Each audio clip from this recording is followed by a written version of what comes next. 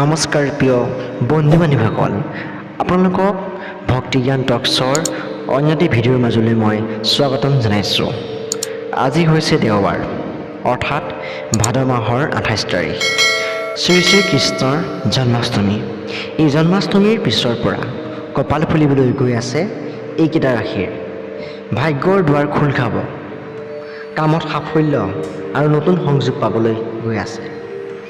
ধনৰ আগমন, পৰিয়ালত সুখ শান্তিয়ে বিৰাজমান কৰিব। লগতে সমাজত মান সন্মান আৰু নেতৃত্ব বৃদ্ধি পাব। উন্নতি দেখা যাব।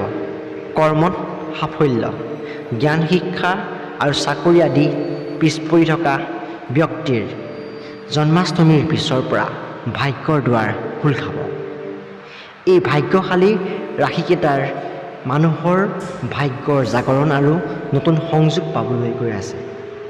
আজিৰ এই সৌভাগ্যশালী ৰাশিসমূহৰ ভিতৰত হৈছে মেষ ৰাশি, বৃষ ৰাশি, সিংহ ৰাশি, কন্যা ৰাশি, বৃশ্চিক ৰাশি আৰু ধনু ৰাশি।